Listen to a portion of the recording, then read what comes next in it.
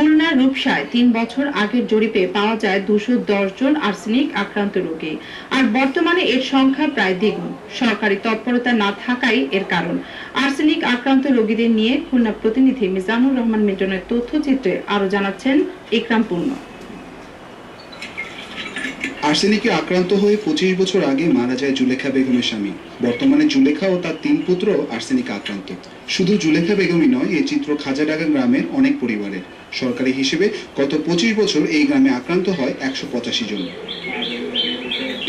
3 বছর আগে জরিপে উপজেলার আক্রান্ত সংখ্যা 210 জন হলেও বর্তমানে তা প্রায় দ্বিগুণ। মানে সরকারি হেলথ কমপ্লেক্সের তো দিত, তারপরে এখন মোটে টোটাল বন্ধই হয়ে গেছে।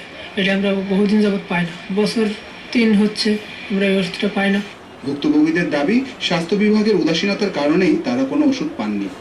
যত ওষুধ দিত সে অনেক আগে সরকারি ওষুধ দিয়ে তারা ওই 6 মাস দিয়ে টিয়ে বন্ধ দিছে। বলে কি যেন আমরা ওষুধ আসলে দেব, সংবাদ দেব। তারা সংবাদও দেয় না, ওষুধও দেয় না। তবে বরাবরের মতো বিষয়টি এড়িয়ে যেতে চান স্বাস্থ্য বিভাগের এই কর্মকর্তা। একটা রোগী খারাপ হয়েছে, আমি যাবো সেখানে যাবো, দেখে কি অবস্থা। এ ধরনের রিপোর্ট আমার কাছে আসেনি। ইকরাম পূর্ণ, এশিয়ান টেলিভিশন।